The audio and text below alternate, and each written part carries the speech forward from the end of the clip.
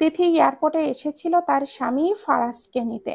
অনেক দিন পর কাঙ্ক্ষিত ব্যক্তিকে দেখে তিথির চোখের কোণে পানি জমাট বাঁধা শুরু করলো। আজ দীর্ঘ 1 বছর পর সে ফারাজকে দেখছে। শেষবার দেখেছিল বিয়ের দিন সন্ধ্যায়। 17 বছরের এক কিশোরীকে দেখে ফারাজেরও অনেক মায়া কাজ করছিল। তবুও সে আজ তিথিকে ইগনোর করবে।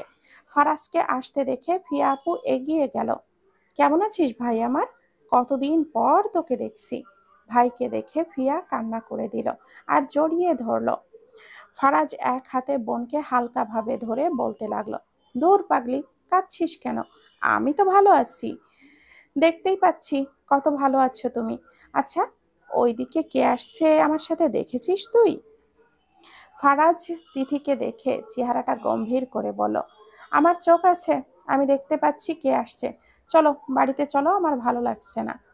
ফারাজের এইরূপ কথায় তিথি অপমানিত বোধ করলো আর চুপচাপ গিয়ে গাড়ির পেছনের সিটে গিয়ে বসে পড়ল। ফারাজ ওইদিকে তাকিয়েই বলল, তোমাকে কিছু শাস্তি তো পেতেই হবে মায়াময়ী। তিথি ভাবছে, আমাকে যদি ওনার ভালোই না লাগে, তাহলে উনি আমাকে বিয়ে কেন করেছেন? আর আমি ওনার জন্য দিনকে দিন পাগল হচ্ছি। কেনই বা আসতে গেলাম ওনাকে নিতে, আর এত অপমানিত হলাম। তিথি অনেক কষ্টে নিজের কান্নাটা আটকে রাখছে। সকালের ঘটনা। আজ তিথির বিয়ের 1 বছর পূর্ণ হলো। কেউ জানেই না তিথির বিয়ের ব্যাপারে। ফারাজের সাথে তিথির বিয়েটা হুট করেই দিয়ে দেয় তাদের পরিবার। বিয়ের দিনই ফারাজ বিদেশে চলে যায়। তিথি নিজের রুমেই বসে একাই ভাবছে, আমাকে যদি আপনি ভালোই না বাসেন, তাহলে কেন বিয়ে করেছিলেন ফারাজ? আজ আপনার জন্য আমি ধুকে ধুকে মরি। আপনাকে না দেখার যন্ত্রণা যে আমাকে রোজ পোড়ায়, আপনি তা জানেন না। আপনি কি ভুলে গেছেন যে আপনার কোনো স্ত্রী আছে? তখন তিথি শুনতে পেল তার মা তাকে ডাকছে। তিথি সেখানে যেতেই বলল, একা একা রুমে কি করছিলি? যা, রেডি হয়ে নে তাড়াতাড়ি। মায়ের কথায় তিথি বলল, কেন মা, এখন রেডি হয়ে কোথায় যাব? তার চেয়ে বরং তোমরা যাও, আমার ভালো লাগছে না। তিথির মা বলে উঠল, আমি কোথায় যাব? হ্যাঁ, আজ যে ফারাজ আসবে, তোকে ফারাজ বলে নাই? তোর শাশুড়ি মা আমাকে ওনার কাজে হেল্প করতে যাইতে বলছে। তিথির মা তিথিকে রাগিয়ে কণ্ঠে বলে উঠল কথাগুলো। তিথি তো পুরাই অবাক। সে জানতই না আজ ফারাজ আসবে। আপনি আসবেন আর আমি জানিও না? বাহ, আপনাকে তো আমি নিজে থেকে বিয়ে করি নাই, আপনার কারণেই তো এত কিছু হলো। আর আপনি আমাকে দহনে পোড়াচ্ছেন। এই 1 বছরে আপনি একবারও আমার খোঁজ নেন নাই, কিন্তু ফ্যামিলি তো আর তা জানে না। তিথি মনে মনে তা ভাবছিল। তিথি রেডি হয়ে আসতেই তিথিকে নিয়ে চলে আসলেন ওর শ্বশুর বাড়ি। তিথিদের সামনের ফ্ল্যাটেই থাকেন ফারাজরা। তিথিকে দেখতে পেয়েই বলে, ফিয়া রুমে আছে, ওকে নিয়ে চলে যা। তিথি ফিয়ার রুমে গেল। ফারাজ আর ফিয়া, ওরা যমজ দুই ভাই বোন। ফিয়া আপু, আমি তুমিও আমাকে তোমার ভাইয়ের মতো করে পর করে দিয়েছো। তোমার ভাই যে আজ দেশে আসছে, কই, আমাকে তো জানালে না। তিথি অভিমান নিয়েই কথাটা বলল ফিয়াকে। তুমি নিজেই তো আমার সাথে কথা বলো না, কিভাবে তোমাকে বলবো? তবে তিথি বলো, তা কোন কলেজের অ্যাডমিশন নিবা ভাবলা? ফিয়া তিথির কথা ঘোরানোর জন্য বলল, এখনো শিওর না আমি ফিয়া আপু। জানো, আমি কথা ভাবছি তোমার ভাইয়ের সাথে। আমার যে রেজিস্ট্রি হয় নাই, আবার ওনার আমার বিয়ের কথাও কেউ জানে না।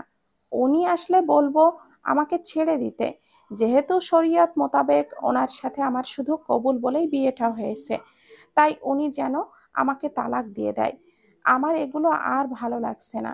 তিথি অভিমান নিয়েই ফিয়াকে কথাগুলো বলেছে। ফিয়া বলে উঠল, কি বলছিস তিথি? এগুলো বলতে নাই পাগলি, এখন চুপচাপ চল আমার সাথে।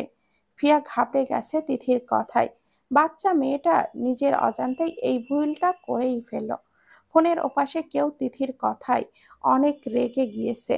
নিজের মোবাইলটা ফ্লোরে আছাড় মেরে ফেলে। আর সে আর কেউ না, ফারাজ। ফারাজ বলে উঠল, তুমি কিভাবে ভাবলে আমি তোমাকে ছেড়ে দিব? জান, আমার থেকে দূরে যাওয়ার চিন্তা করার শাস্তি যে কি হবে তা তুমি ভাবতেও পারছো না। বর্তমান গাড়ি এসে তিথিদের বিল্ডিং এর সামনে থামতেই তিথি দৌড়ে চলে যায় ওপরে। ফারাজ সেই দিকে তাকিয়ে কেবলই হাসে। মেয়েটা যে তার সামান্য ইগনোরই সহ্য করতে পারে না। তুই মেয়েটাকে অনেক কষ্ট দিচ্ছিস ফারাজ। এইটুকুন মেয়েটার মনের ওপরে দিয়ে কি যাচ্ছে তা তুই নিজেও ভাবতে পারবি না। ফিয়া তার ভাইকে বোঝানোর চেষ্টা করলো। এই পিচ্চিটার ওপরে যে আমার মায়া পড়ে গেছে রে ফিহু। ওকে ছাড়া আমি বাঁচার কথা ভাবতেও পারি না। তাই তো সেই দিন ওইভাবে বিয়ে করি। আর ও বয়স কত দেখ। ওভাবে চলে না গেলে তো কি হতো তুই ভাবছিস? আমি আর কি বলবো, তোর ব্যাপার তুই ভালো জানিস। কিন্তু মেয়েটা তোকে খুব ভালোবেসে ফেলেছে। এরপর ফারাজ আর ফিয়া নিজেদের ফ্ল্যাটের উদ্দেশ্যে হাঁটা শুরু করলো। তিথি নিজেদের ফ্ল্যাটে এসে নিজের রুমের দরজাটা আটকে খাটে বসে পড়ল। সাউন্ড বক্সে গান ছেড়ে দিয়ে চিৎকার করে কান্না শুরু করলো। সে তো সে তো ফারাজের এমন বিহেভ আশাই করে নাই। কিভাবে পারলো ফারাজ এতটা নিষ্ঠুর হতে?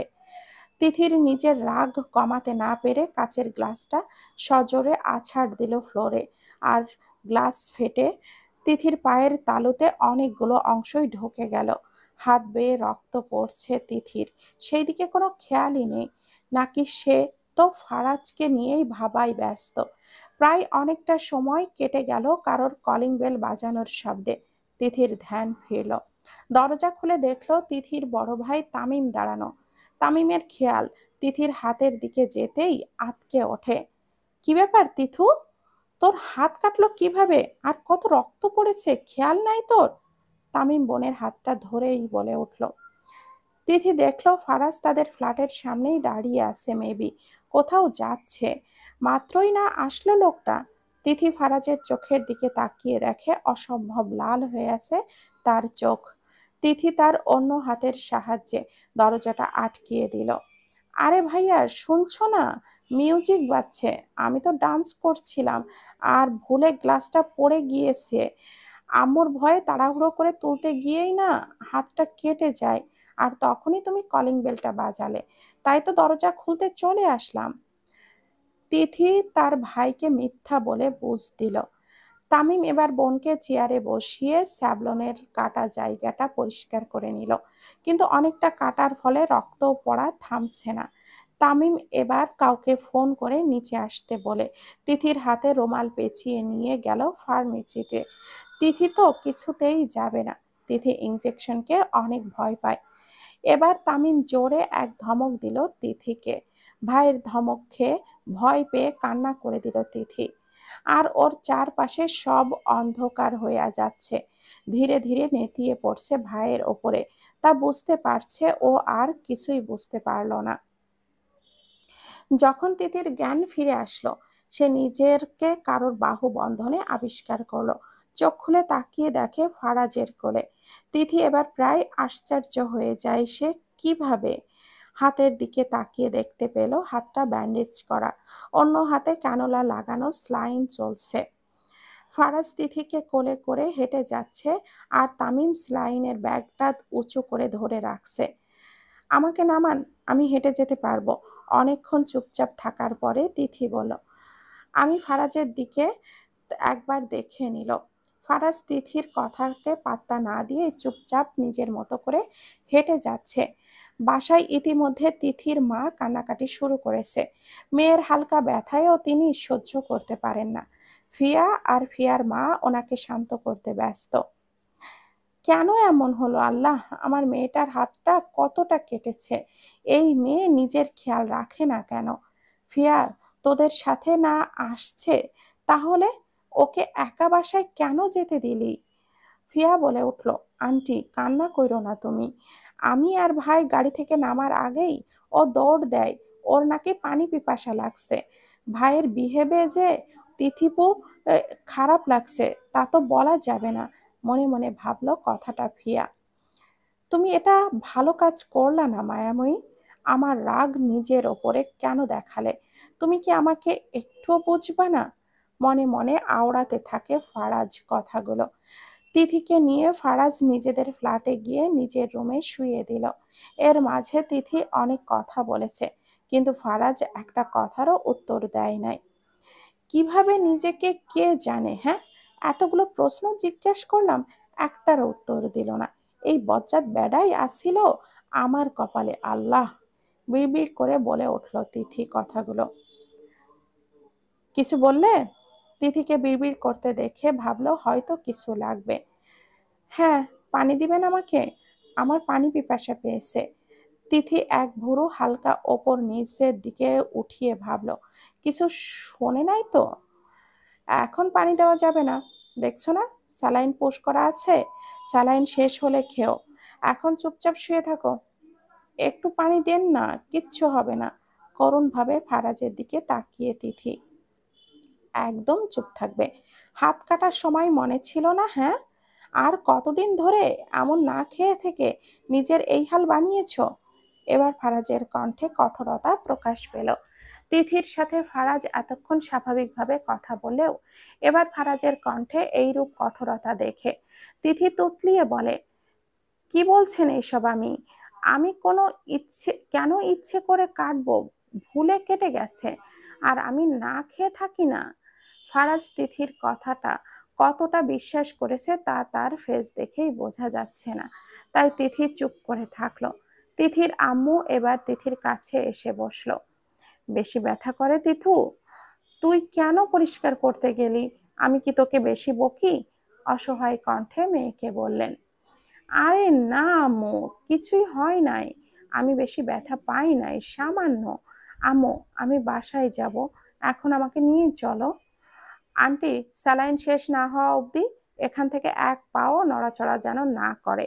আমি চুপচাপ আছি দেখে এটা ভাবতে না করেন যে আমি কিছুই বলবো না।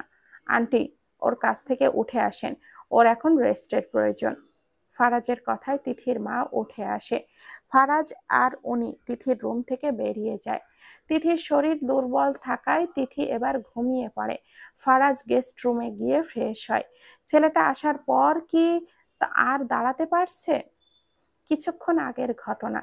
ফারাজকে তামিম মেসেজ করে আসতে বলে, তখন ফারাজ এসে এগুলো দেখে হতভম্ব হয়ে যায়। তিথি যখন তার মুখের ওপরে দরজাটা আটকায়, অনেকটা রেগে যায় ফারাজ। তার থেকে বেশি রাগে তিথির হাতের রক্ত পড়া দেখে। তিথির সেন্সলেস হওয়ার পরে তিথিকে কোলে করে নিয়ে যায় ফারাজ। ফার্মেসিতে নিয়ে যাওয়ার পর ব্যান্ডেজ করে দেয়। তিথি প্রায় ঠিকমতো না খাওয়ার কারণে আর এত রক্ত পড়ায় প্রেশার কমে যায় আর সেন্সলেস হয়ে যায়। এই জন্যই ডাক্তার তিথিকে স্যালাইন পুশ করে এই পুরোটা সময় তিথির জ্ঞান ফেরে নাই। তিথিকে নিয়ে চিন্তায় ফারাজ শেষ হয়ে যাচ্ছে। মেয়েটা তার জন্য এতটা দুর্বল তা সে ভাবতেও পারে নাই।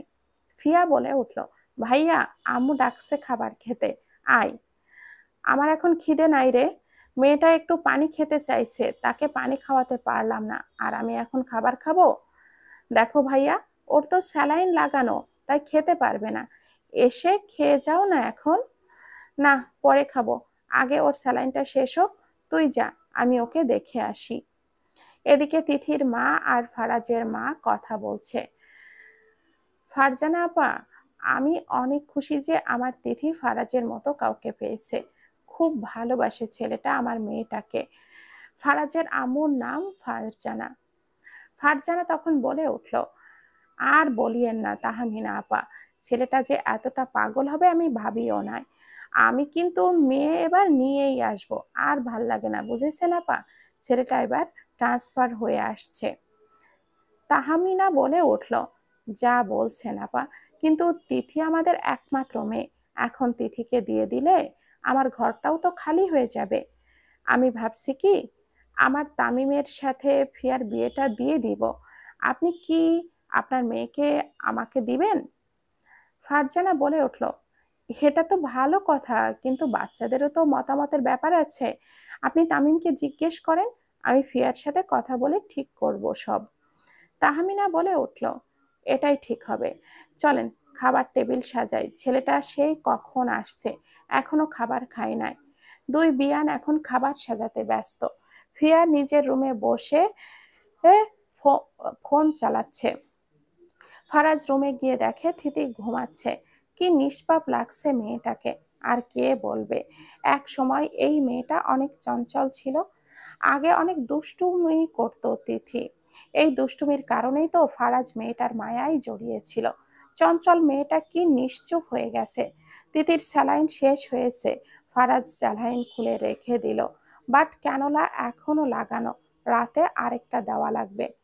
সময় নিজের মতো করে চলে। কেটে গেছে 2 দিন। এই 2 দিনে তিথি নিজের রুম থেকে একবারের জন্যেও বাহির হয় নাই।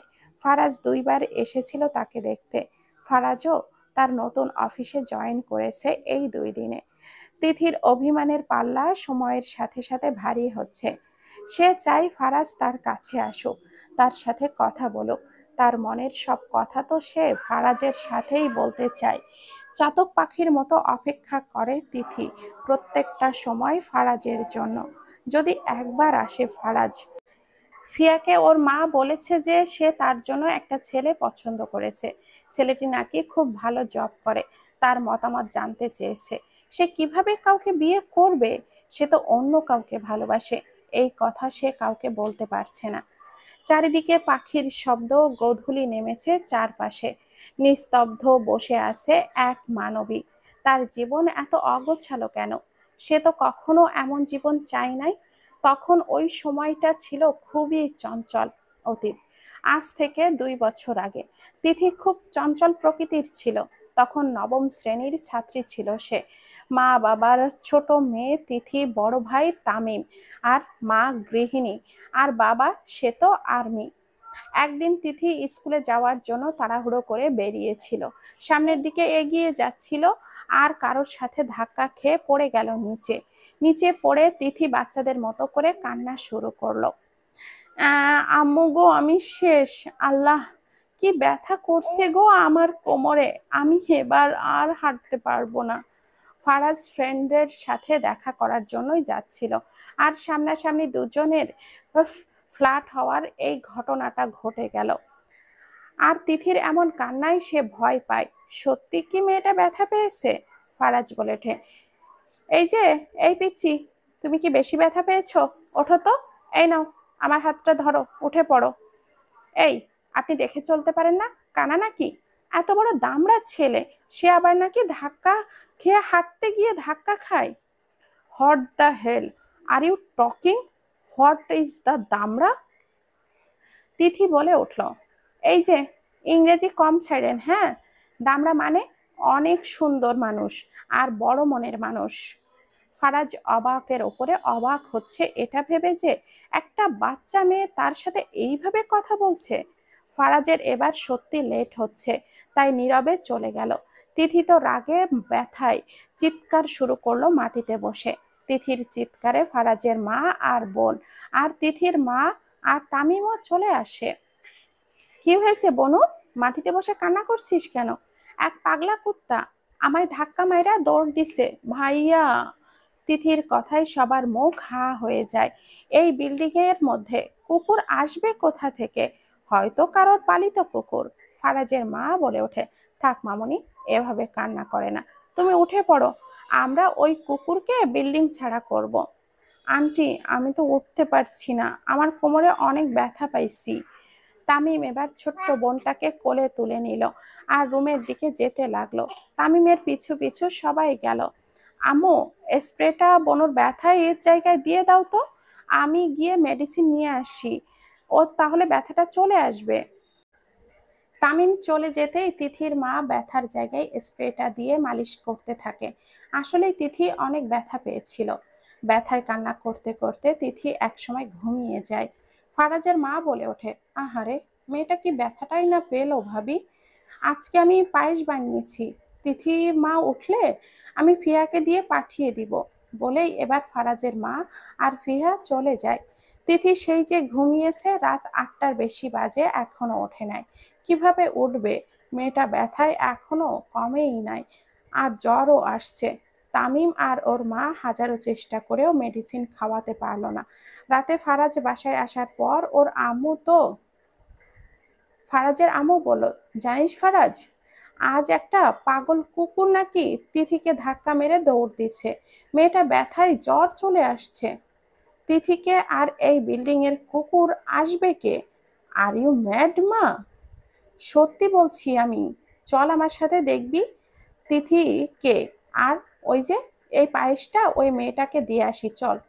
ফারাজ আর ফারাজের মা তিথিদের ফ্ল্যাটে চলে আসে। তামিম ফারাজকে দেখা মাত্রই জড়িয়ে ধরে। বাহ, তুই তো হোস্টেলে থেকে আসছোস, আর আমি জানিই না। তুই কিভাবে না বলে আসছিস বলতো? আরে ইয়ার, সকালেই আসছি। দেন শাকিল অ্যাক্সিডেন্ট করছিল, ওকে দেখতেই দৌড় দিছি। এই বাসায় আবার আম্মু কারে দেখতে আসছে? তিথিকে ভুলে গেলি তুই? পারলি ভুলতে? জানিস না এখন ও আমার বোন।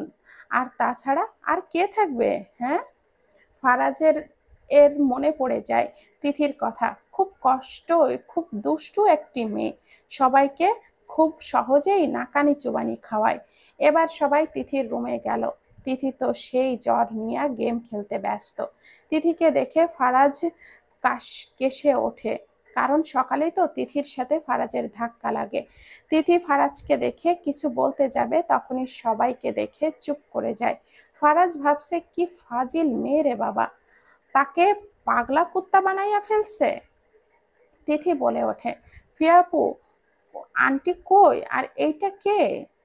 তামিম তখন বলে ওঠে, ফিয়া তো আসে নাই, আর তুই ফারাজ ভাইকে ভুলে গেলি, যাকে ঘোড়া বানাইয়া পিঠে চড়তি। ফারাজ এবার তামিমকে চুপ করিয়ে দিল। এই, তোর না জ্বর? হ্যাঁ, মোবাইল কেন চাপছিস? মেডিসিন খেয়ে ঘুমা। কি আর বলবো ফারাজ বাবা, এই মেয়েটাকে নিয়ে আর পারি না। এই অবধি না কিছু খাওয়াতে পারলাম, আর না তো মেডিসিন দিতে পারলাম। ওর থেকে মোবাইলটা নিয়ে নিন, তাহলেই হবে। এই তামিম, চল হেঁটে আসি। তিথুই, আমার মোবাইলটা দে, পরে আসবো, তখন খেলিস। ভাইউ, আমার সাথে তুমি এমন করতে পারবা? আমি একটু খেলি না। না রে বোন, একটা ফ্রেন্ডে অ্যাক্সিডেন্ট করেছে, তাকে দেখতে যাব আমরা। এবার তিথি মোবাইলটা দিয়ে দিল। মোবাইল পেয়ে তামিম আর ফারাজ ওখান থেকে চলে আসলো ছাদে। এতটুকু না বললে কখনোই তিথি মোবাইলটা দিত না তামিমকে। তোর বোন তো এটা আসলেই, নাকি কুড়িয়ে আনছোস? কি আর বলবো, সবাই এই এক কথাই বলে। সারাদিন মেয়েটা ঘুরঘুর করবে আর সবার সাথে উইদাউট রিজন ঝগড়া করবে। বাচ্চা তো, তাই মেবি এমন করে, বড় হলে ঠিক হয়ে যাবে। আরে, আমি তাড়াহুড়ো করে বেরোতে গিয়ে ধাক্কা লাগে তিথির সাথে, আরও পড়ে যায়। আর ওর আজাইরা কথা, আমার রাগও লাগে, তাই না উঠাইয়া চলে যায়। তাহলে তিথির ওই পাগলা কুত্তা তাহলে তুই? তামিম হেসে ফেলে বলে। ফারাজ এবার রেগে বলে, একদম হাসবি না তুই।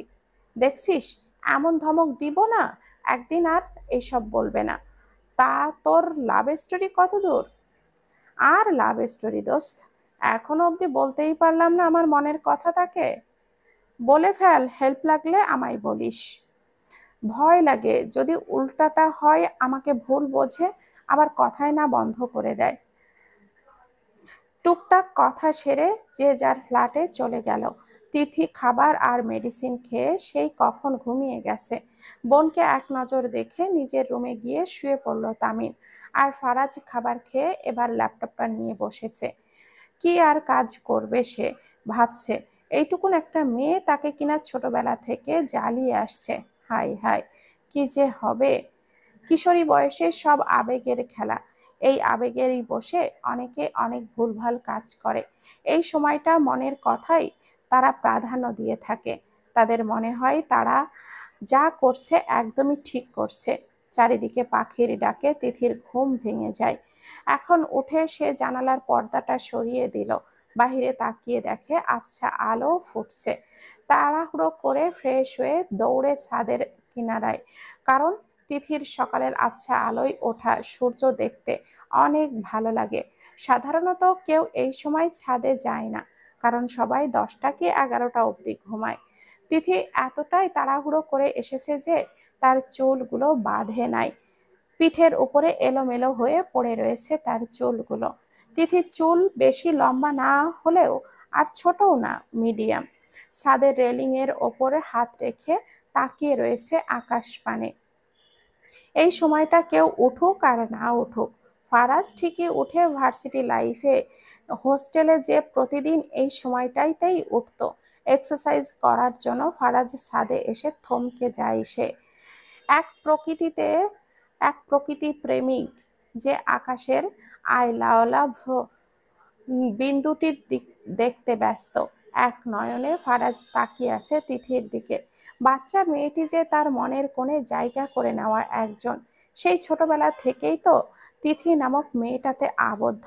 এবার ফারাজের রাগ হয়, মেয়েটা না কালো কি জ্বরে ভুগছিল, আর আজকেই নিজেকে সংযত করে তিথির উদ্দেশ্যে বলল, এই, তোমার এত সকালে ছাদে কি কাজ? একা একা এখানে কেন আসছো? তোমার না জ্বর? আপন মনে যখন তিথির সূর্য দেখায় বিভোর, কারোর ডাকে সে বিরক্ত হলো, কারণ এই সময়টা নিতান্তই যে তার। এই সময়টাই তো সে লালাভ আকাশ দেখে, মনের মধ্যে নানান রকম জল্পনা কল্পনা করে। এবার সে বিরক্ত নিয়েই পিছিয়ে তাকায়। তো আপনাকে বলতে হবে? আমি বাধ্য নই নিশ্চয়। আর আমি কখন কি করব না করব তা নিতান্তই আমার ব্যাপার। তিথি এবার নিচের দিকে হাঁটা ধরলো, আর কিছু বলতে ইচ্ছে করলো না। তিথির মন যে আজ খারাপ, অনেক বেশি খারাপ। আজ তো তার জন্মদিন, তা কেউ মনেই রাখেনি, উইশও করেনি। এই জন্য সব রাগ ফারাজের সাথে দেখালো সে। কিন্তু ফারাজ তা বুঝলো না, মনে মনে আঘাত পেল তিথির এমন ব্যবহারে।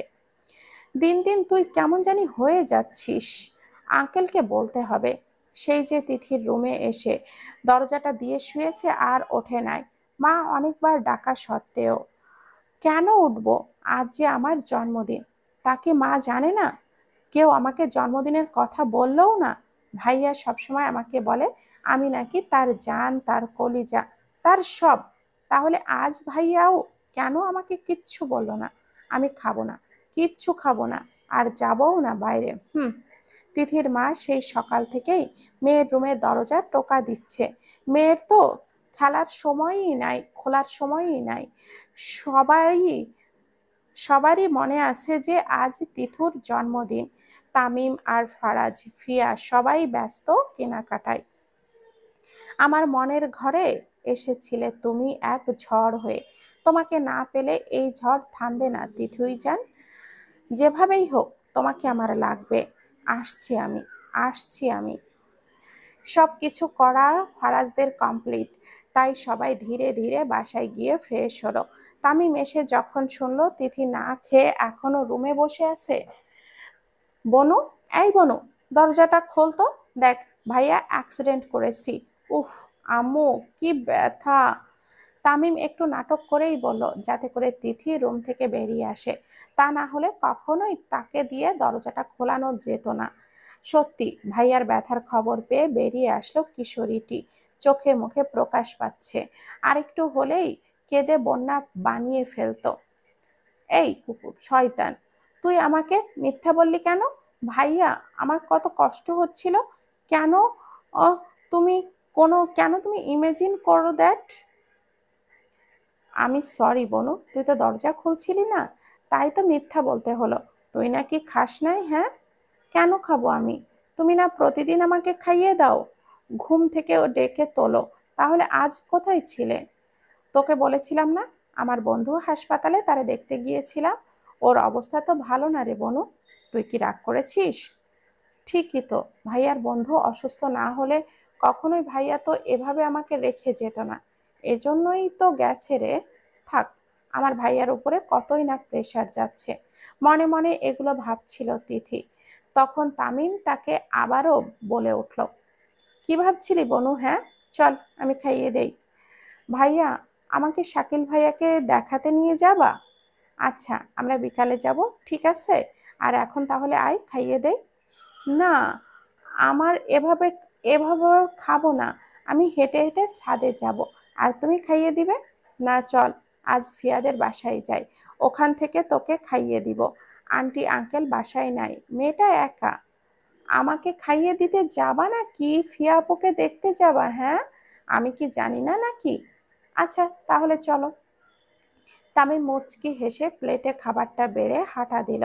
ফিয়াদের বাসায় একটা দোলনা আছে, যা তিথির অনেক পছন্দের। এই জন্য তিথি প্রায় ফিয়াদের বাসায় গিয়ে দোলনায় বসে থাকে।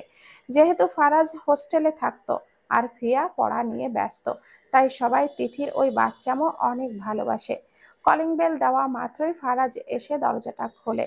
ফারাজকে হালকা ধাক্কা দিয়ে ফ্ল্যাটে ঢুকে দোলনায় গিয়ে বসে পড়ে তিথি। ফারাজ তামিমের দিকে এভাবে তাকিয়ে থেকে যে তামিম অনেক বড় একটা অন্যায় করে ফেলেছে। কি ব্যাপার, খাবারের প্লেট হাতে এখানে কি করছিস? আজ আমি ভিক্ষা দিতে পারবো না, মাপ চাই ভাই। ফারাজ এটা বলে হেসে দিল। তামিম ফারাজের দিকে অসহায় হয়ে তাকিয়ে বলল, তুই জানিস না ওর এইভাবে হেঁটে হেঁটে খাওয়ার অভ্যাস? হ্যাঁ, একটুর জন্য বেঁচে গেছি, না হলে সাদে যাওয়া ধরছিল। আমাকে না বাঁচিয়ে তুই, উনি হাসছে, ধুর। আমার বোনকে কি তোর কাছে বিয়ে দিব যে আমাকে শালা ডাকছিস? মজা বাদ দে দোস্ত। হ্যাঁ ভাইয়া, আমার ক্ষুধা লাগছে, আসো না কেন? প্লেটটা দে ফিয়া। আর একা সাদে সব ঠিকঠাক আছে কিনা দেখছে, যা গিয়ে দেখে আয়। ফারাজের কথায় তামিমও তো বেজায় খুশি যে ফিয়ার সাথে একান্ত কথা বলতে পারবে সে। তামিম কাল বিলম্ব না করেই তাড়াতাড়ি চলে গেল ছাদের দিকে। ফারাজ দরজাটা লক করে হাতটা ধুয়ে খাবার মাখিয়ে তিথির মুখের সামনে ধরবে। তিথিও ফোনে ভিডিও গেমস খেলতে খেলতে খেতে লাগলো।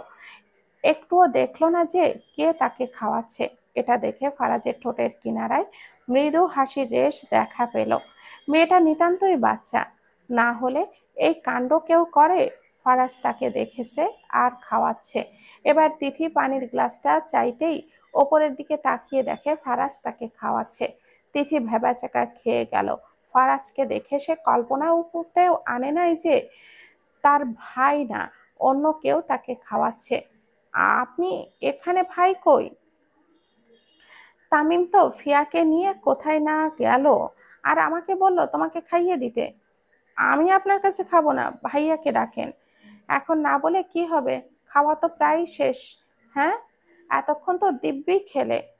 আমি কি দেখেছি এখানে আমার ভাই না আপনি আমাকে খাইয়ে দিচ্ছেন? আমি তো ভাবছি ভাই, আর আমি তো গেমস খেলছিলাম। এই গেমসে কি পাও তুমি? হ্যাঁ, এসব খেলো কেন?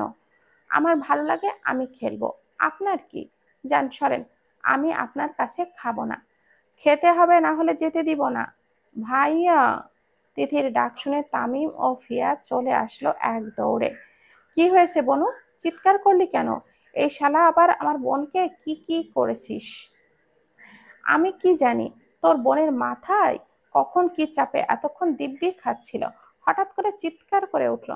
নে ধর, তুই খাওয়া। বাচ্চা মেয়েকে খাওয়াতেই শিখিসনি সর শালা। ফারাজ আর কিছু না বলেই তামিমকে খাবারের প্লেটটা দিয়ে বলে, নে বোন, হাঁ কর। আমি আর খাবো না ভাইয়া। কেন খাবি না? তুমি কেন তোমার ওই উগান্ডা মার্কা বন্ধুকে দিয়ে খাবারের প্লেটটা দিয়ে গেলে? কি কি বললি? আমি কি? Uganda, Uganda. তামিম, ফিয়া সবাই হেসে দিল। ফারাজ আর কিছু না বলে নিচে চলে গেল। তামিম ও তিথিকে খাইয়ে দিল, তারপর তারা বাসায় চলে গেল। দেখতে দেখতে বিকাল হয়ে এলো। তামিম তিথির রুমে গেল। কিরে, বিকাল হয়ে এলো, শাকিলকে দেখতে যাবি না? হ্যাঁ ভাইয়া, যাবো তো, চলো না এক্ষুনি যাই। তাহলে এই জামাটা পরে নে। নতুন জামা? থ্যাংক ইউ ভাইয়া, কিন্তু এখন নতুন জামা কেন ভাইয়া? এমনি ড্রেসটা পছন্দ হলো তাই কিনে নিলাম তোর জন্য। আচ্ছা ভাইয়া, গাড়ি বের করো, আমি 5 মিনিটে রেডি হয়ে আসছি। আচ্ছা, ভালো মতো রেডি হয়ে নে। আচ্ছা। তামিম বাইরে চলে আসলো, গাড়িটা বের করলো। তিথি নতুন জামা পরে বাইরে আসলো। নীল কালারের একটা সুন্দর জামা, নিচে ফারাজ দাঁড়িয়ে ছিল। তিথিকে দেখে চোখ যেন ফেরাতেই পারছে না। আজ বাচ্চা পরীটাকে অসম্ভব সুন্দর লাগছে। এইভাবেই তাকিয়ে আছেন কেন? হ্যাঁ, বজ্জাত বেডা, মেয়ে মানুষ আগে দেখেন নাই? দেখেছি, তবে তোমার মতো ঝগড়ুটে দেখি নাই। এর মধ্যে তামিমের ডাক শুনে এবার দুজনেই চুপ করে যায়।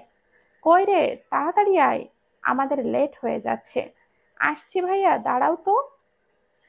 এই বজ্জাদের আমার সব সময় লেট হচ্ছে। বেডা মানুষ যে এত ঝগড়া করতে জানে তা আমি জানতামই না।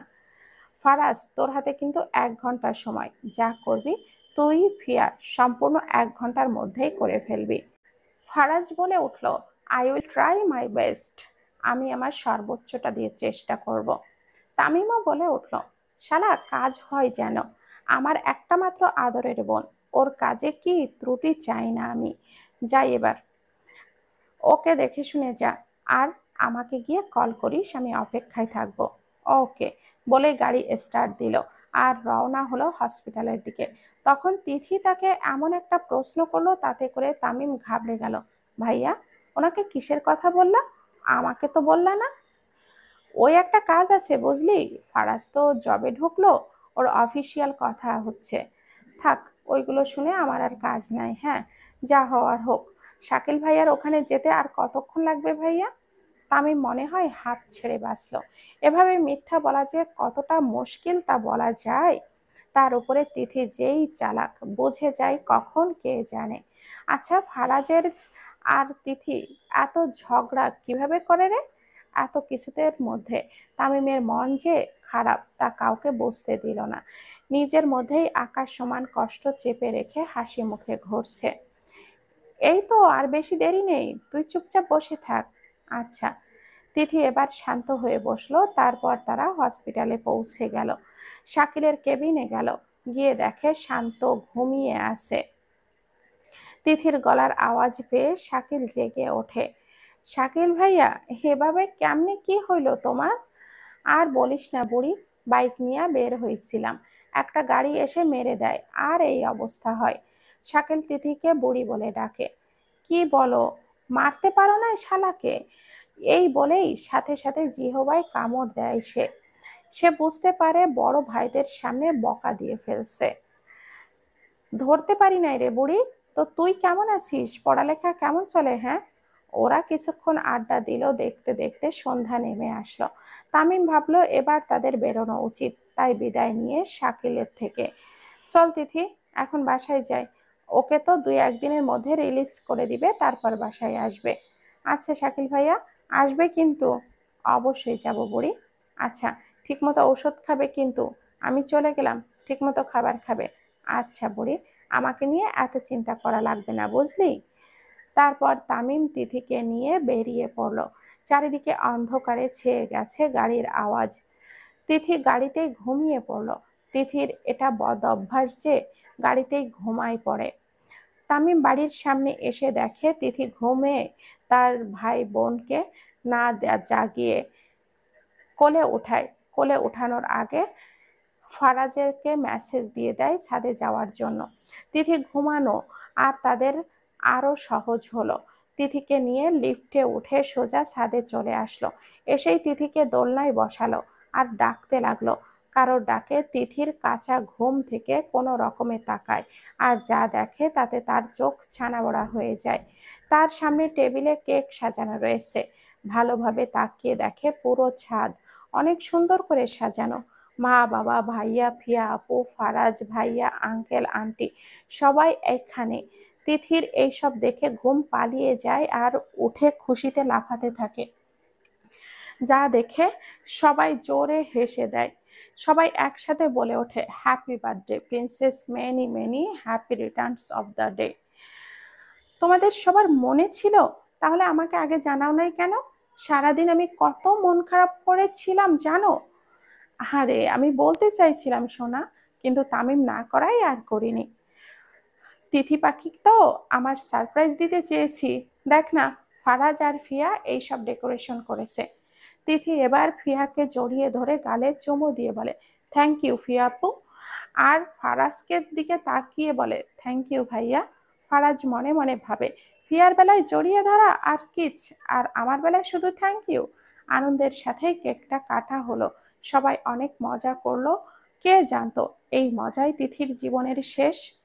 জন্মদিন গেল, আজ 10টা দিন হয়ে গেছে। স্বাভাবিকভাবেই সব চলছিল। সেই দিন ছাদের কথা আজও যখন তামিম ভাবে, তখন চেয়েও নিজের কষ্টটা কন্ট্রোল করতে পারে না। সেদিন তামিম গিয়েছিল ফিয়াকে নিজের মনের কথাটা বলতে, কিন্তু ফিয়া তাকে ফিরিয়ে দেয়। আমি অন্য কাউকে ভালোবাসি তামিম ভাইয়া। তুমি কিভাবে এইসব চিন্তা নিজের মাথায় আনছো? We are friend right? একসাথে বড় হয়েছি আমরা, সি, তোমার মনে আমার জন্য এইসব ছিল? চুপ করো ফিয়া, এটা আমাদের মন, আমাদের হাতে কিছুই নাই। আমরা আমাদের মনকে কন্ট্রোল করতে পারি না। এখানে হয়তো আমি দুর্বল তোমার প্রতি, তবে এতটাও নই যে তোমার অপমান সহ্য করব।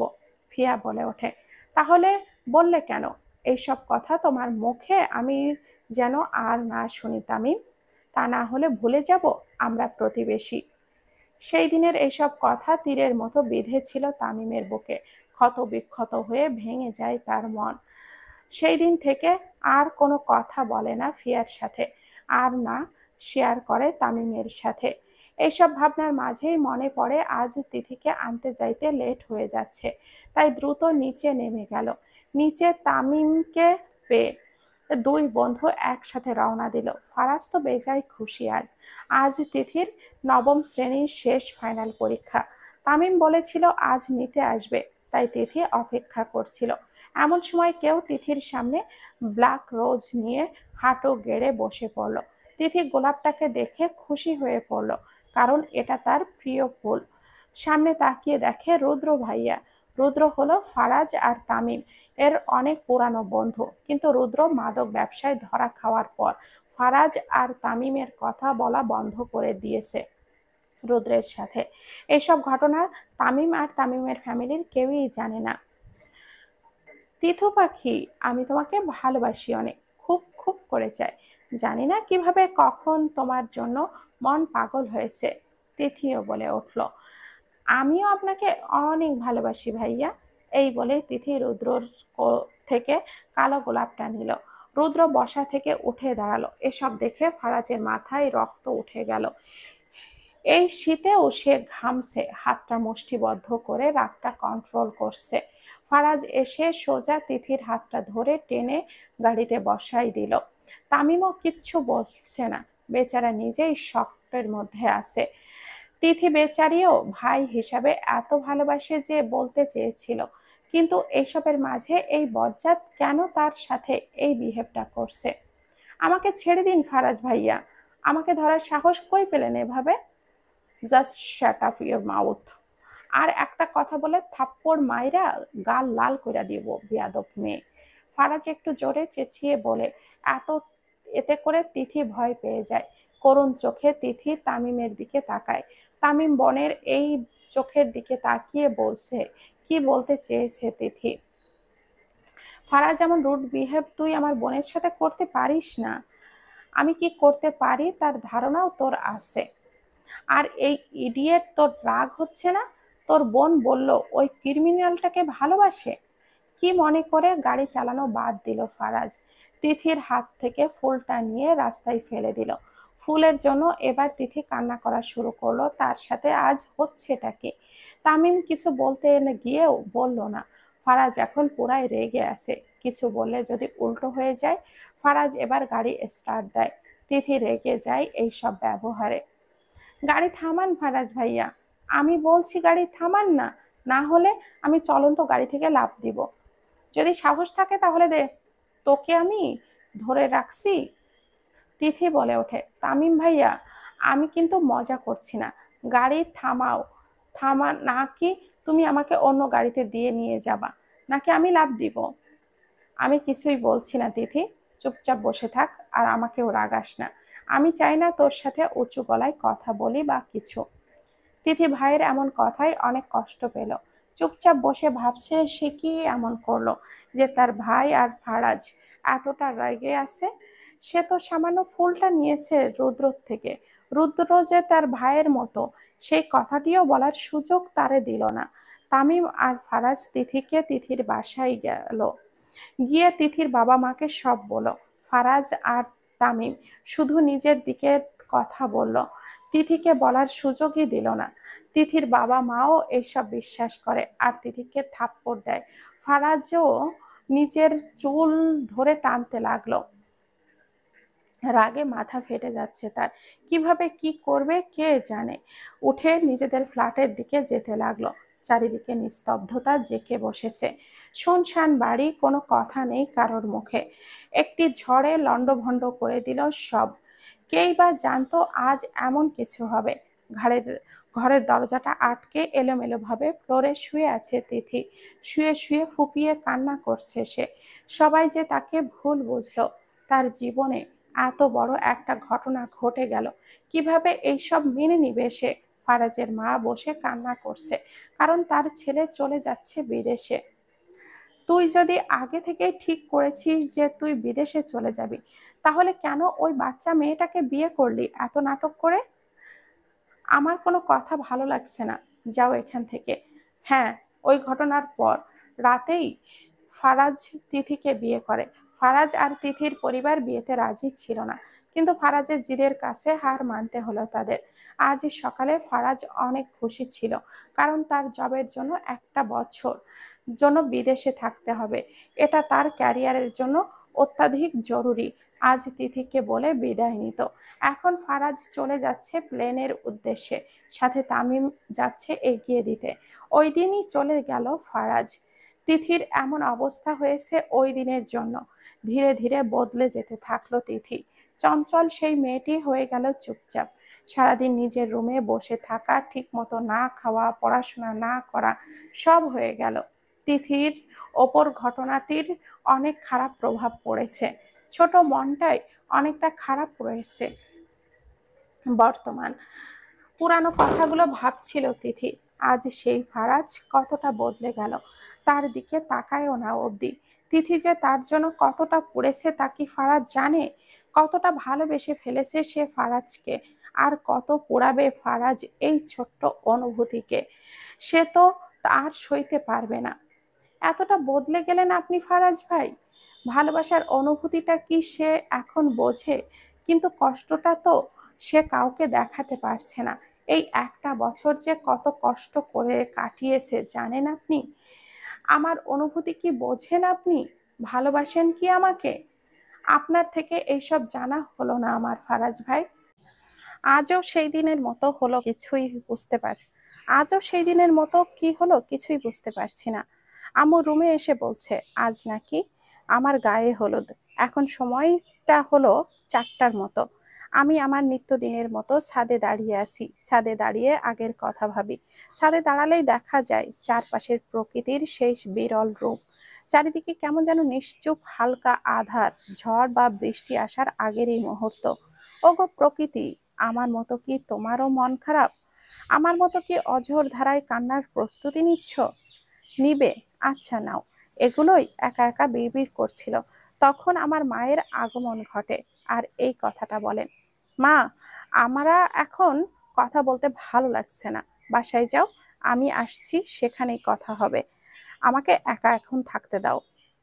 চুপ করে এখন আয় আমার সাথে। পার্লার থেকে মেয়েরা চলে এসেছে সাজাতে। আমাকে একটু বলবে তোমরা, আমাকে কি আদৌ মানুষ ভাবো? আমি যে রোবট না, আমারও যে অনুভূতি আছে, আমারও যে কষ্ট হয়। সব সময় সব কিছুর দায়ভার আমাকে নিতে হয় কেন? আমার কথা কেউ কেন শোনে না? সেদিনও তোমরা আমাকে অবিশ্বাস করেছিলে, আমি তো তা মেনে নিয়েছিলাম। ফারাজের সাথে বিয়েটাও করে নিয়েছিলাম। কেউ কি ভেবেছো সেই ছোট্ট তিথির ওপর দিয়ে কি যাচ্ছে বা যাচ্ছিল? তিথির এসব প্রশ্নের জবাব যে নেই তিথির মায়ের কাছে, তাই তো হ্যাঁ না তার কিছুই বলল না। হ্যাঁ, তারা প্রথম থেকেই মেয়ের মতামতের কোনো দাম দেয় নাই। শুরু থেকেই তারা মেয়ের কথা শোনে নাই। আমাকে মাফ করে দিস মা। ওই দিন আমাদের কিছুই করার ছিল না। ফারাজ প্রায় উন্মাদের মতো বিহেভ করছিল। আমরা সেই দিন ওর সাথে তোর বিয়ে না দিলে ফারাজ সুইসাইড করে ফেলতো। ওর হাতে পয়জনের বোতল ছিল রে মা। এবার বল, আমাদের কি বা করার ছিল? তিথি ওর মায়ের মুখে এইসব শুনে আশ্চর্য প্রায়। ফারাজ এতটা পাগলামি করেছে তার জন্য? আচ্ছা মা, ভাইকে বিয়ে করার জন্য কি ফিয়া আপু রাজি হয়েছে? না রে, ফিয়া নাকি এই বিয়ে করতে চায় না। আমার বিয়ে হলে ভাইয়ের বিয়েও হবে, না হলে আমি ফারাজকে বিয়ে করব না। এটা কোন ধরনের কথা ছেলে মানুষই? তুমি জানো না মা, ভাইয়া ফিয়া আপুকে কতটা ভালোবাসে। আমি দেখেছি ভাইয়াকে ফিয়া আপুর জন্য কষ্ট পেতে, কান্না করতে। যা করা আমাকেই করতে হবে। যেই ভাবা সেই কাজ, সে ফারাজদের ফ্ল্যাটে গেল, আর তিথিকে সেখানে দেখেই সবাই অবাক। ফারাজের মা বলে উঠল, কি ব্যাপার তিথু, তুমি এখানে রেডি হচ্ছ না কেন? একটু পর তো হলুদ। আমার কিছু কথা ছিল। ফিয়া আপু আর ফারাজকে ডাকবেন? ফারাজ, ফিয়া, জলদি আসো, তিথি তোমাদেরকে ডাকছে, এসে দেখে যাও। কি হয়েছে এখানে, কি বলবা বলো। ফারাজ বিরক্তিকর এক্সপ্রেশন দিয়ে বলল। তা পুরোটাই তিথি অগ্রাহ্য করে নিজের বক্তব্য রাখলো। আন্টি, আমি এই বিয়ে করতে চাই না, এগুলো এখনই বন্ধ করুন। এইটুকু বলেই থামলো তিথি। ফারাজের উপস্থিতি বোঝার চেষ্টা করলো। ইতিমধ্যে ফারাজের ফেস দেখে বিরক্তিকর ছাপটা দূর হয়ে রাগ হতে শুরু করলো। ফারাজের মা আবারও বলে উঠলো, এটা দুষ্টুমি করার সময় না তিথি, গিয়ে রেডি হয়ে নে যা। আমি কোনো রকম মজা করছি না, আমি বাচ্চা নই, আমার নিজস্ব মতামত আছে। আমি এই বিয়েটা করব না। ঠিক যেভাবে প্রিয়া আপু আমার ভাইকে বিয়ে করতে অস্বীকার করেছে, ঠিক ওইভাবেই আমি আজ ফারাজকে রিজেক্ট করলাম। আমাদের যেহেতু আইন ভেবেই বিয়ে হয় নাই, আমি ফারাজ আমাদের ধর্ম অনুযায়ী 3 তালাক দিয়ে দিন। সবাই আশ্চর্য হয়ে দাঁড়িয়ে আছে, তারা ভাবতে পারছে না এই কারণেই তিথি বিয়েটা করবে না বলে না করছে। ফারাজের এখন পাগল পাগল হওয়ার অবস্থা। এগুলো তোমার কাছে মজা মনে হচ্ছে? এই বিয়ে হবে আর আজই গায়ে হলুদ হবে। আমাকে জোর করে যদি আপনি বিয়ে করার চেষ্টা করেন তাহলে মনে রাখবেন এই দিনই আমার লাইফের শেষ দিন। ফারাজ তিথির এইসব কথা রাগ সামলাতে না পেরে টেবিলে থাকা সব কিছু নিচে ফেলে দিয়ে ভেঙে দিচ্ছে।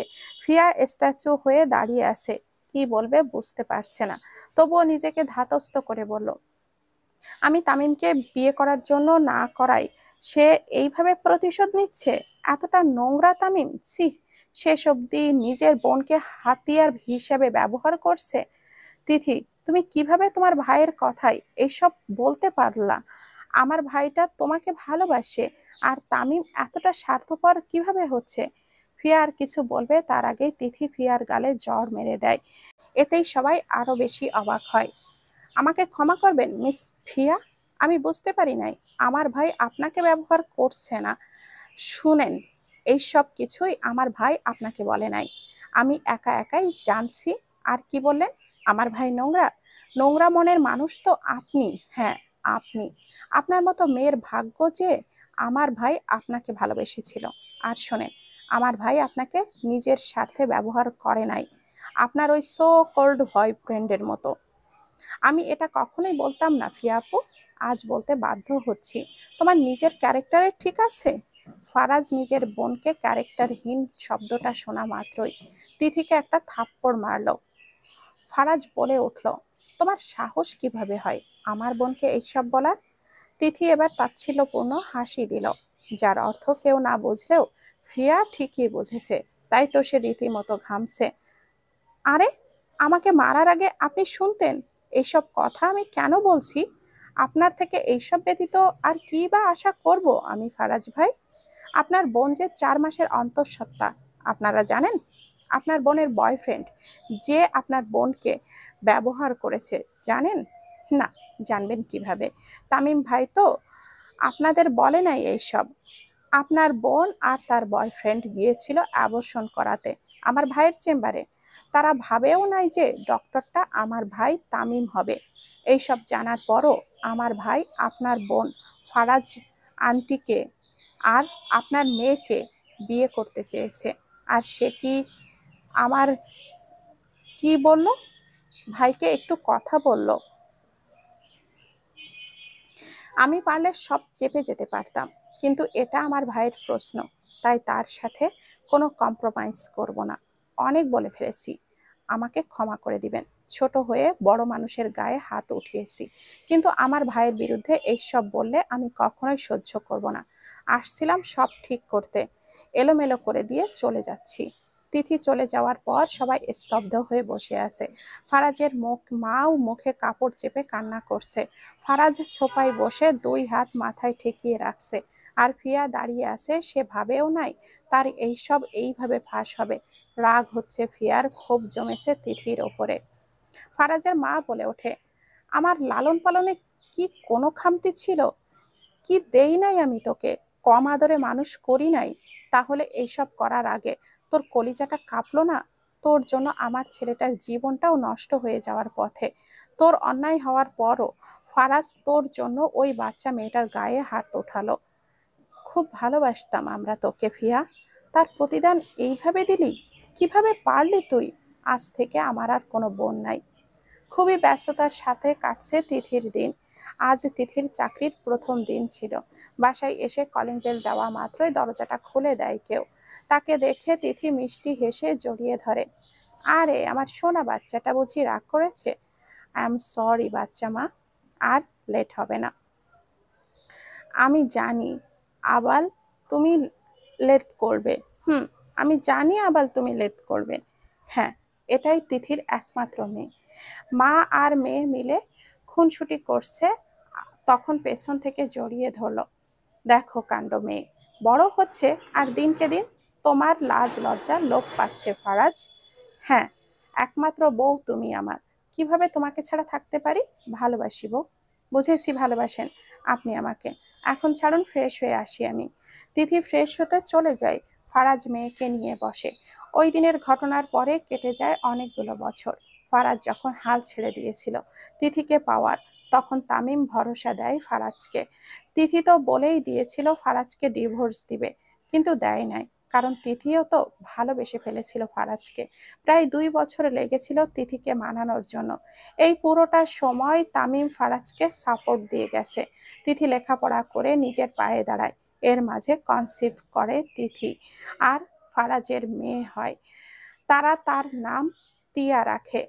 তিথি জবের জন্য কিছুদিন আগে অ্যাপ্লাই করলে সিলেকশন হয়, আর আজ থেকে জয়েনিং ছিল। তামিম ওই ঘটনায় যখন তিথির মুখে শুনেছিল অনেক কষ্ট পেয়েছিল। ভালোবেসেছিল যে খুব, যে ফিয়াকে বারবার অপমানিত হয়েও সে ফিয়ার কাছে গিয়েছিল। তিথি তখন তার বেস্ট ফ্রেন্ডের সাথীর সাথে তামিমের বিয়েটা দিয়ে দেয় জোর করে। কেন তামিম ফিয়ার জন্য কষ্ট পাবে? তামিমের তো ভালোবাসা পাওয়ার কথা, সে কেন বঞ্চিত হবে? সাথী মেয়েটা অনেক নরম মনের মানুষ, কখনো কারো সাথে রুড ভাবে কথা বলে না, অনেক শান্ত। তাই তো তিথি তাকে ভালো লেগেছিল। আর তিথি এতে ভুল প্রমাণিত হয় নাই। সত্যি সাথী নিজের ভালোবাসা আর গুণ দিয়ে জিতে নিয়েছিল তামিমের মন। তামিম এখন সাথী ছাড়া কিছুই বোঝে না। তার প্রাণপ্রিয় স্ত্রী, সে সন্তান সম্ভবা। তামিম বলে ওঠে, সাথী তোমাকে না কতবার বলেছি রান্নাঘরে যাবা না? আর বলিস না রে, পাগলাটা কিছুই শোনে না।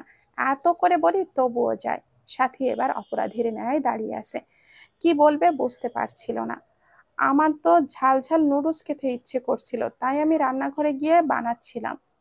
মাকে বললে কি সে তোমাকে বানিয়ে দিত না? আম্মু তো ঘুমাচ্ছিল, তাই আমি আম্মুকে ডিস্টার্ব করি নাই। আমি কি ডিস্টার্ব হতাম সাথী? আমার মেয়েটার জন্য সামান্য নুডলস বানাতে গিয়ে? আমার ভুল হয়ে গেছে, আর এমন হবে না, সরি। তামিম এবার সাথীকে রুমে নিয়ে গেল। তামিমের মাও চলে গেল নিজের রুমে। তামিম পরম আদরের সাথে খাইয়ে দিতে লাগলো তার স্ত্রী, আর সাথীও খুশি হয়ে খাচ্ছে। ফিয়ার সাথে ফারাজ আর ফারাজের মা কথা বলতো না। এই ব্যবহার না মানতে পেরে অনেক দূরে চলে যায় ফিয়া। ফারাজ আর ফারাজের মা অনেক খুঁজেও পায় না ফিয়াকে। শেষে সবাই হাল ছেড়ে দেয়। কি করার, যে নিজের ইচ্ছায় গায়েব হয় তাকে তো খুঁজে পাওয়া মুশকিল। ব্যালকনিতে বসে ঢাকার শহর দেখতে ব্যস্ত দুই কপোতি। তারা তাদের সুখ দুঃখ ভাগ করে নিচ্ছে। ভালোবাসা দিন শেষে মানুষকে সুখ দেয়, শান্তি দেয়। কিন্তু তিথি ফারাজের কাঁধে মাথা রেখে নিশ্চুপে বসে আছে। ফারাজ তিথির মাথায় এক হাত দিয়ে বিলি কেটে দিচ্ছে। তিয়া নিজের দাদির সাথে ঘুমাচ্ছে। আচ্ছা ফারাজ, ফিয়া আপু কি আমার জন্য আপনাদেরকে ছেড়ে চলে গেছে? যে যাওয়ার সে যে কোনো কারণেই যেতে পারে। আর ফিয়া আমার খুব আদরের ছিল। আমরা যমজ ছিলাম, একে অপরের জন্য অনেক টান ছিল। ফিয়া অন্যায় করেছে, সেটা অন্যায়ের জন্য যদি সে ক্ষমা চাইতো তাহলে এই দিন আর দেখতে হতো না। সে নিজের মনে তোর জন্য রাগ পুষে রেখে ঘর ছেড়েছিল। তবুও জানি না কেন ওই দিন কথা না বললে। হয়তো ফিয়া আপু তোমাদের আমাদের সাথে থাকতো, তাই না? আচ্ছা বাদ দাও এইসব, এসো ঘুমাবো। আর তুমি সারাদিন অনেক টায়ার্ড ছিলে। সাথী এপাশ ওপাশ করছে, শুধু কেমন যেন অস্বস্তি লাগছে। পেটে ব্যথা শুরু হয়েছে। ব্যথার পরিমাণ বাড়াই, উঠে বসে সে। তামিমের দিকে তাকিয়ে দেখে তামিম ঘুমাচ্ছে। এবার কি করবে, সে ব্যথাতে তো ও বেড়েই যাচ্ছে। খাট থেকে নেমে হাঁটাহাঁটি করছে সে। মেডিকেল স্টুডেন্ট ছিল সাথী, সেই সুবাদে একটু আধটু জানে নর্মাল ডেলিভারি হওয়ার জন্য হাঁটাহাঁটি প্রয়োজন। শেষমেশ টিকতে না পেরে সে, তামিম, তামিম তুমি শুনছো? সাথীর ডাক শুনে ঘুম থেকে উঠে সাথীর এই অবস্থা বুঝতে পেরে ডেলিভারির সময় চলে আসছে। তামিম তার মাকে ডাকে আর বলে গরম পানি করে নিয়ে আসতে। তামিম যেহেতু ডাক্তার, সে সাথীর ডেলিভারি বাড়িতেই করাবে। প্রায় অনেকক্ষণ পর বাচ্চার কান্নার আওয়াজে শোনা যায়। তিথির মা খুশি হয়ে ফোন লাগায় তিথিকে। হ্যালো তিথি, তুই ফুপি হয়েছিস, আমাদের তামিমের ছেলে হয়েছে। সত্যি মা, আমরা আসছি। তিথি বেরিয়ে পড়লো এই বাসার উদ্দেশ্যে। তামিম বেবিকে পরিষ্কার করে তোয়ালে পেঁচিয়ে তার মায়ের কাছে দেয়। নিজেই সাথীকে ফ্রেশ করে খাটে শুইয়ে দেয়। সাথীকে ঘুমের ইঞ্জেকশন দিয়ে দেয় আর স্যালাইন লাগিয়ে দেয়। সাথীর শরীর অনেক দুর্বল। মায়ের কাছ থেকে যখন তামিম সন্তানকে কোলে নেয়, তখন চোখ থেকে টপ টপ করে পানি গড়িয়ে পড়ছে। এটা তার নিজের সন্তান ভাবতেই অনুভূতিগুলো বেরিয়ে আসে। এর মধ্যে তিথিরাও চলে আসে। ভাইয়া, ও ভাইয়া, দাও পুচকুকে আমার কাছে দাও। মাম্মা, এত ছোট? হ্যাঁ বাচ্চা, এটা ডল। আর তোমার ভাই, পিচ্চি ভাই, তোমার মামু আর মামনির পিচ্চি ডল। টিয়া এবার তার ছোট ছোট আঙ্গুল দিয়ে বেবির হাতের মুঠোটা ধরে, আর বেবি টিয়ার দিকে ড্যাব ড্যাব করে তাকিয়ে আছে। ওদের এই কাহিনীতে সবাই হেসে ওঠে। ভাবি, কেমন আছে ভাইয়া? ঘুমাচ্ছে। ঘুমাচ্ছে কেন? ঘুমের ইঞ্জেকশন দিছি। শরীর অনেক দুর্বল তোর ভাবির, তাই। সবাই বাবুকে নিয়ে হই হুল্লোড় করতে করতে সকাল হয়ে যায়। এতক্ষণে সাথীরাও জ্ঞান ফিরে আসে। বাবুকে কোলে নিয়ে বসে আছে সে। তিথি আর ফারাজ বাবুর প্রয়োজনীয় জিনিস কিনতে বের হয়েছে। মামুনি, আমার ভাইকে আমার কোলে দিবা। আরে তিউ পাখি কি জানে, ভাইও এখন ছোট। তিউ পাখির কোলে কি নিতে পারে? পারে, কারণ টিউ পাখি তো ছোট না। টিউ পাখির মামু টিউকে কোলে নেয় না তো। তামিম হেসে টিয়াকে কোলে নেয়। সে টিয়ার মাঝে সেই চঞ্চল তিথিকে খুঁজে পায়। জানো, তিথিও না ছোটবেলায় এরকম দুষ্টু ছিল। আমার হাত ছাড়া খেত না। আর সেই তিথি আজ কত বড় হয়ে গেল। এভাবেই সুখে দুঃখে কাটতে লাগলো তাদের জীবন। দোয়া করবেন তারা যেন একসাথে সুখে থাকে।